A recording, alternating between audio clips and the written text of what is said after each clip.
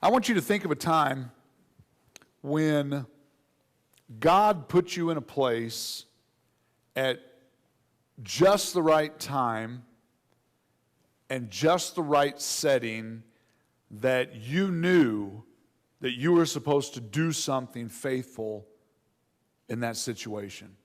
And you also knew that God had prepared you and provided in that situation. Just think of a time when God has equipped you, provided for you, and put you right in the place to where, hey, this is it. This is it. Hopefully not, it as in the one, but it as in God has put my gifts, my talents in this situation and put them all together so that I could serve Him. And I see it very clearly. So I'm going to do that. Can you think of a time in life when you did that? Or when you experienced that? Anybody got one? Yeah, Sherry?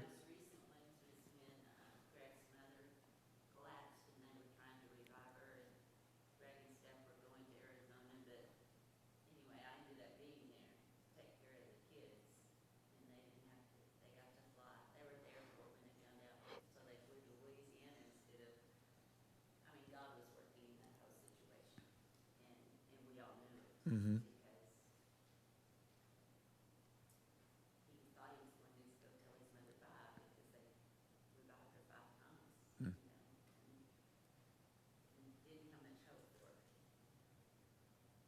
Yeah.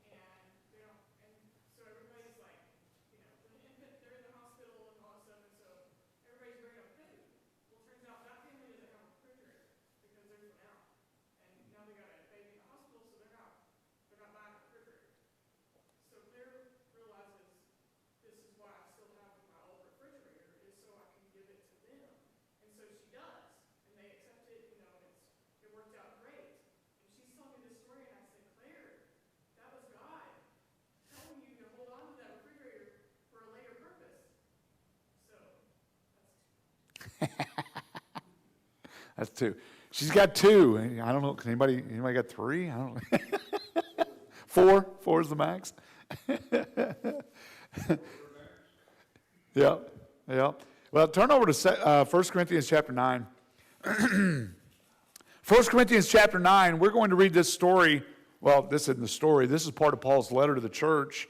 And Paul is recounting to the church the lengths that he would go to reach the lost for Jesus. And he is recounting all that he would be willing to do. And as we read this, what we're going to do is we're going to go back to the book of Acts and we're going to see Paul do exactly this that he's sharing with the church. And I think as we go through that, I hope that you and I will learn some techniques to handle the situations that we're put in, handle them in a faithful way so that we can even string together more than two. That this will be a regular thing and not, okay, well, yeah, I've seen that or I've seen that. 1 Corinthians chapter 9, let's go down to verse 19. 9:19. For though I am free from all, I have made myself a servant to all, that I may win more of them. To the Jews I became as a Jew in order to win Jews. To those under the law I became as one under the law, though not being myself under the law, that I might win those under the law.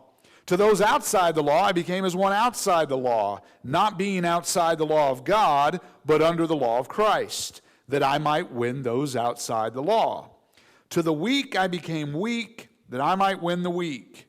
I have become all things to all people, that by all means I might save some. I do it all for the sake of the gospel, that I may share with them in its blessings. All right, so Paul's writing to the church and he says, look, this is how I live out my ministry, how I live out my calling. Paul says, my strategy for saving souls is to become all things to all people. All things to all people. And I think one of the important things, he becomes all things to all people so that he might save what? Some. And isn't that exactly what Jesus taught? You sow the seed and you trust God with the results. You do what is faithful every time, and God will take care of the results. And Paul, he's not shy about it. He says, I'm going to do whatever's necessary. I'm going to do whatever is necessary. And if it saves some, then that's great. That's great. If it doesn't save all, not my problem. Not my problem. But as far as it's up to me, I'm going to do everything I can. Everything I can. Now, let's talk before we see Paul actually live this out, and we see his story in the book of Acts doing these exact things. I mean, in 1 Corinthians 9, he is writing about Acts 21 and forward. But what does it mean there in 23? I do it all for the sake of the gospel, that I may share with them in its blessing. What does that mean? What does it mean to share with them in its blessing? What's he saying?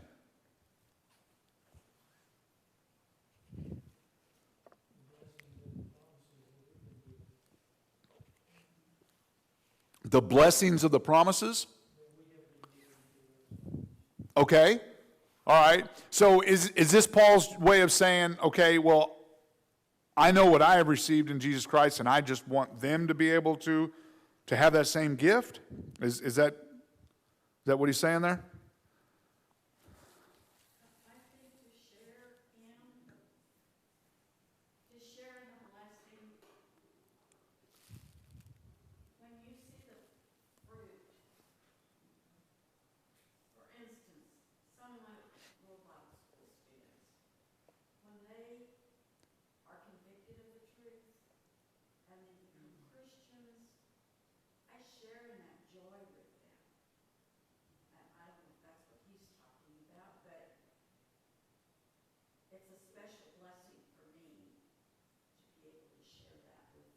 Yeah, absolutely, absolutely. I think it's a good litmus test. Is how we respond, how we react personally when we learn of salvation. I mean, do we share in that blessing? Does it overwhelm us and overflow us when we see someone else who has taken hold of eternal life? I mean, is that a big deal to us, or is that, oh, okay. Well, oh, so-and-so got saved? Okay, well, I don't really know them, but all right. All right. Or are our hearts so in tune with heaven, knowing that they are rejoicing? Are we joining in that rejoicing? I think it's funny how many people you talk to as Christian or as saved or whatever, and you don't really get the feeling that they're excited about the stuff God's excited about. I mean, I know a few people that, if eternity goes out the way you think it does, I think you're going to be miserable. Right? Yeah, because it's all God all the time. Well, that's where we want to be, isn't it? And we want to be excited about the things God is excited about. And Paul says, I am willing to do anything. I am becoming whatever I need to for the sake of anyone else, so that maybe some of them will take hold of the life that God has taken hold of me. And I just want to share in these blessings of salvation because they're so amazing and they're so awesome. And I know how my life has been changed. And I want other people to experience that. And so I have to talk to them. I have to share them. I will live my life in such a way so as not to put my own needs or feelings first. I'm going to put their souls before me. Their soul is more important than what I care about, what I think about, what's important to me, anything about me, because it's not about me. It's about their soul. And so I'm going to do whatever's necessary. I'm going to do whatever's necessary. Now, we're going to go over in Acts chapter 21, we're going to see this play out, and it's interesting because he's got to be talking about this part of his story in Acts, because it's just pop, pop, pop, pop, pop, over and over and over, how he becomes all things to all people. And it's pretty interesting to see what God does with it, and I love, you might appreciate it, I love the humor and the irony by which he does and accomplishes some of these things. Let's turn over to Acts chapter 21. All right, Acts 21. At this point in the story, Paul's going to end up in Jerusalem. Paul's going to end up in Jerusalem. Now, does anybody, it may not be fair, but maybe you know. He's going to Jerusalem, and you know when he goes there, you remember when the daughters of the prophet say, whoa, you're going to be arrested. And he says goodbye to everybody, and they're crying and begging him not to go, and they're saying, please don't go. It's not going to turn out well. And he's like, you're breaking my heart, but I got to go. I got to go. So where does God tell Paul that he's going to end up, ultimately? Where's Paul's journey supposed to go? Is it Rome? It is, yeah. He's supposed to go all the way to Rome. And God tells him, you hang on to me. I'm going to get you through this, because Jerusalem's not the end. Now, Jerusalem's about to get ugly for him. Jerusalem is about to get ugly, and he's about to go through a lot of stuff. But God has said, you're going to Rome. Okay, all right. So I'm in Jerusalem. My life is being threatened. Just put yourself in Paul's shoes. You're doing what's right. You're not afraid because God has said, you're going to Rome. Well, if I know I'm going to Rome, I really don't have anything to fear in Jerusalem, do I? No. Church, can we relate? We're going to heaven. We really don't have anything to fear here, right? Because God has said, I have secured for you an eternal redemption in heaven with me. So whatever happens to us on the way to our ultimate destination, we don't have to worry about it. Because God has said, this is where you're going to end up. Okay. So whatever happens to me between here and there, I'm not going to worry about it. I'm not going to worry about it. And so Paul goes to Jerusalem, and let's pick it up. Let's see. Let's go down to Tyre, Ptolemais, Caesarea. Let's see, what verse we want to pick it up? I guess 17. When we had come to Jerusalem, 21:17, the brothers received us gladly. On the following day, Paul went in with us to James, and all the elders were present. After greeting them, he related one by one the things that God had done among the Gentiles through his ministry. When they heard it, they glorified God, and they said to him, you see, brother, how many thousands there are among the Jews of those who have believed. They are all zealous for the law, and they have been told about you that you teach all the Jews who are among the Gentiles to forsake Moses, telling them not to circumcise their children or walk according to our customs. So, what are we going to do about this? Paul, there's a lot of Jewish Christians, and they have all heard these rumors about you that you were going against the law. So, what are we going to do? Verse 22. They will certainly hear that you've come. So, all right, do therefore what we tell you. We found 4 men who are under the law. Take these men, purify yourself along with them, pay their expenses, so that they may shave their heads. Thus all will know that there is nothing in what they have been told about you, but that you yourself also live in observance to the law. But as for the Gentiles who have believed, we have sent a letter with our judgment that they should abstain. I bet you can guess what they're supposed to abstain from. Yeah, we saw that, right? A couple chapters ago. Yeah, we looked at that a couple weeks ago. They should abstain from what has been sacrificed to idols, and from blood, and from what has been strangled, and from sexual immorality. Then Paul took the men, and the next day he purified himself along with them. He went up into the temple, giving notice when the days of purification would be fulfilled, and the offering presented for each one of them. All right, so Paul, people just don't know you. And a lot of these people are upset, and they're going to have a hard time knowing that you're here. They're going to have a hard time. They're not going to hear the message because of the messenger. So here, just so they know that there's no truth to all this, here's 4 guys that are about to make a vow. You pay You pay their tax, their price. You go up with them, go into the temple, and do all this with them so everybody can see. I mean, they are doing this for the crowd. They are telling Paul to do something specifically for other people to see. He does. He does. Again, to the Jews, he's becoming a Jew. And in verse 27, when the 7 days were completed, the Jews from Asia, seeing him in the temple, stirred up the whole crowd and laid hands on him, crying out, "Men of Israel, help! This is the man who is teaching everyone everywhere against the people and the law and this place." What was this place? Yeah, the temple. The temple. And Paul's in the temple because of a vow, but we got to stop him because he's teaching against this place.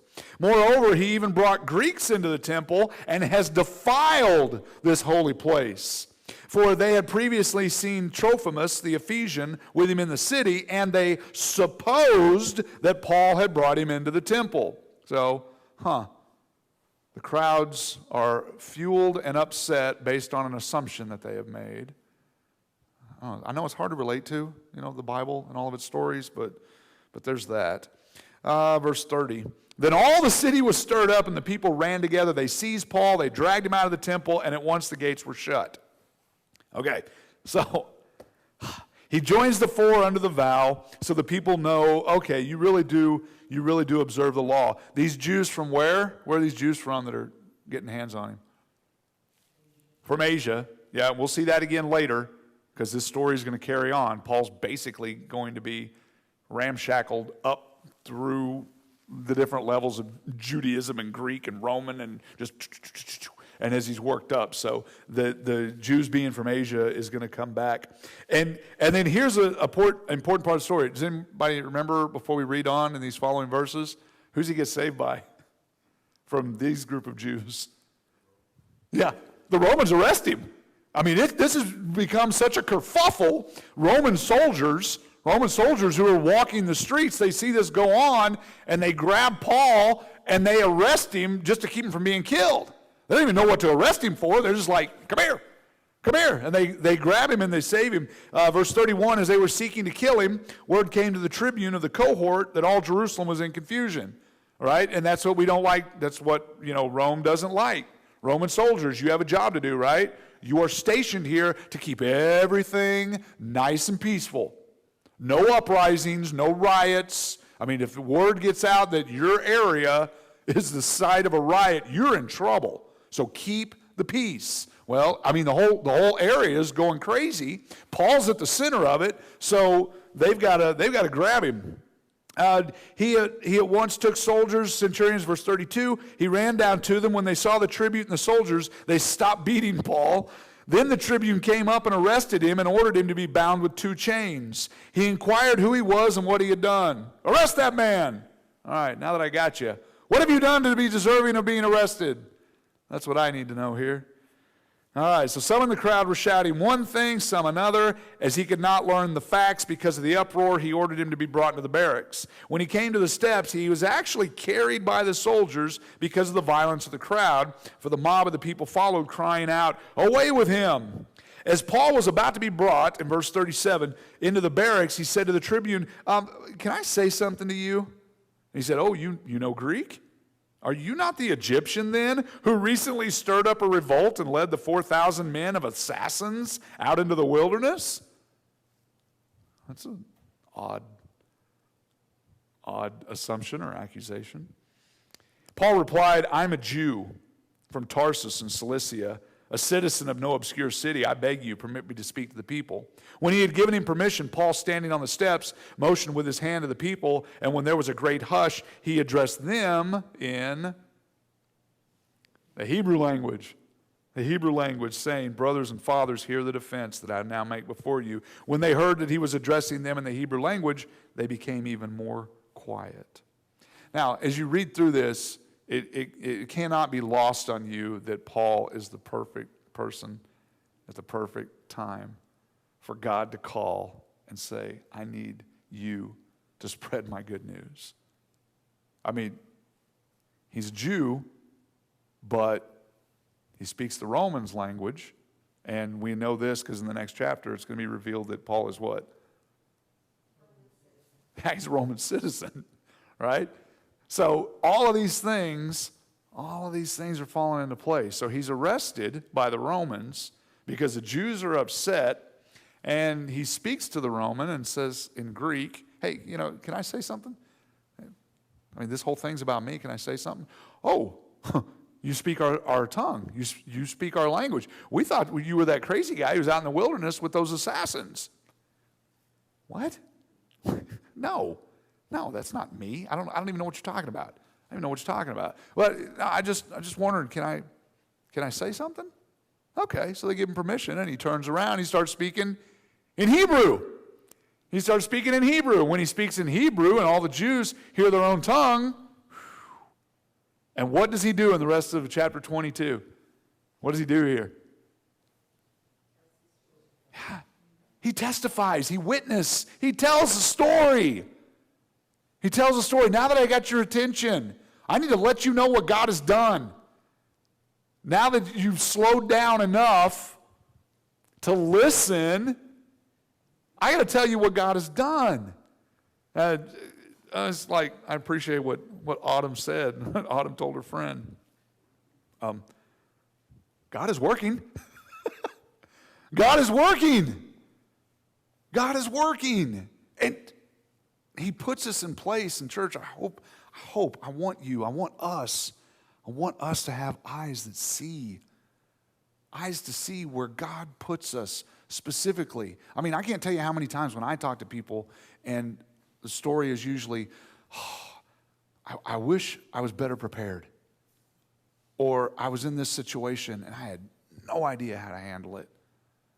And I don't know why I was there, or I let God down because I didn't do what was right. I didn't say what was right. I mean,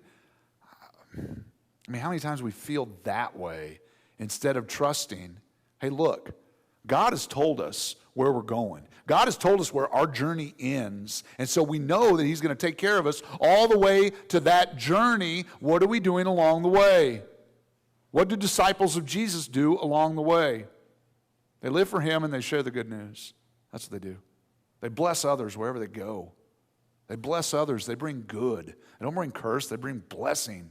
And so Paul is in this situation, and he's saved from being killed by the Romans. He speaks Greek to the Romans. He addresses the Jews in Hebrew. He tells his conversion story. And then let's go down to verse 22. Up to this word, they listened to him. Then they raised their voices and said, away with such a fellow from the earth, for he should not be allowed to live. This guy should not be allowed to live. And as they were shouting and throwing off their cloaks, flinging dust into the air, the tribune ordered him to be brought into the barracks, saying that he should be examined by flogging. Examined by flogging. What would that have looked like? You know what flogging is? All right? And so examined by flogging is, here's my question. I want an answer. That wasn't the right answer. I'll ask you one more time. And so that's where this is headed. Paul's about to be taken there. And but when verse 25, but when they had stretched him out for the whips, I mean, this is it. It's about to happen. So hey, I was just curious. Paul says to the centurion, is it lawful for you to flog a man who is a Roman citizen, who has not been condemned of any crime?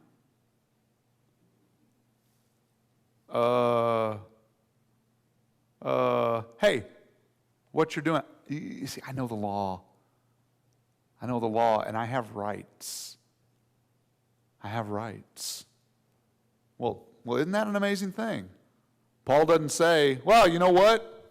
Hey, at this point in my missionary journey, at this point in following Jesus, for me to live as Christ and die as gain, so do what you got to do. He doesn't say that, does he? No. Why? Because God's getting into Rome. God's getting into Rome. So he just says, hey, what we're doing here, is this lawful? Are you allowed to do this to me? And I'm just checking. I'm just checking. Have you ever asked anyone that?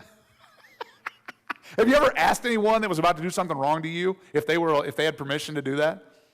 I have. It stops people in their tracks. It really does. Are you sure you're allowed to do this to me? I mean, I just want to check and make sure. I mean, I don't want you to get in trouble. Are you sure you're allowed to treat me this poorly? Is that a thing? When the centurion heard this, he went to the tribune and said, what are you about to do? This man's a Roman citizen. So the tribune came and said to him, whoa, tell me, are you a Roman citizen? He said, yes. The tribune said, I bought this citizenship for a large sum. And Paul said, yeah, I was born here. In other words, Paul's more of a Roman than this Roman guard. Actually, he's more than the tribune. So he's not just a guy with a helmet and, a fuzzy helmet standing guard. He's a leader. And he goes, I paid a great cost to have the privilege that you have. Let's see, verse 28. The tribune answered, 29. So those who were about to examine him withdrew from him immediately. They back up, and the tribune also was afraid, for he realized that Paul was a Roman citizen and that he had bound him. So Paul, after sharing his conversion story, he is drawn out. He is about to be flogged, and he says, I'm a Roman citizen. You're a Roman citizen? Wait, what? What do you mean you're a Roman citizen? Yeah, what you're about to do is unlawful. What you're about to do is unlawful. I love this. He goes in and he pays the vow. He says, I'll do what I can to make the Jews happy. I'm not trying to insult them here, and I'm not trying to put up a wall so that they will not hear the story of Jesus. And he's there with the Gentiles, and he's arrested by them, and they save him, and he just speaks their language and says, hey, can I say something here in this situation? Because this is all about me. All right, you know what? You can say something. Awesome. So here's what I got to say. I need to tell you about Jesus. I need to tell you why all this is happening. I mean, people don't get this upset for no reason. They don't get this upset for no reason. So he tells them all about Jesus. And they're like, oh, well, that's not what we wanted to hear. And the Jews all wanting to have him killed, and the Romans, as Romans do. We've seen this before. Let's just do a little violence and appease who we need to appease, right? Because people listen to violence. They speak that language. So let's strap Paul down. Let's just let him have it. Let's just shut this guy up and get him out of here.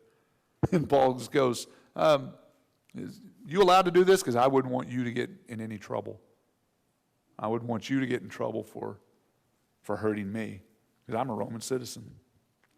Then, in chapter 23, now, I'll save chapter 23, because chapter 23 is just when it gets funny. Chapter 23 is just when it gets funny. So, any closing thoughts?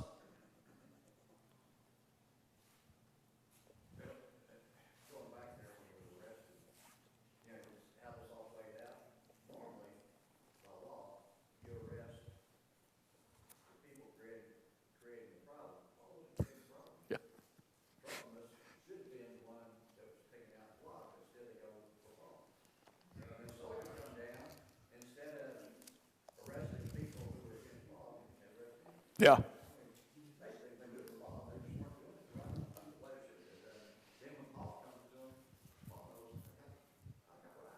Mm-hmm.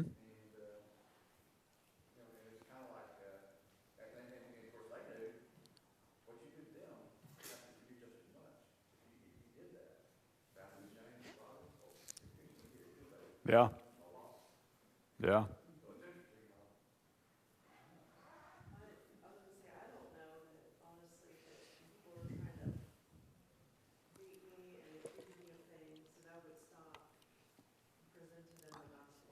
Yeah.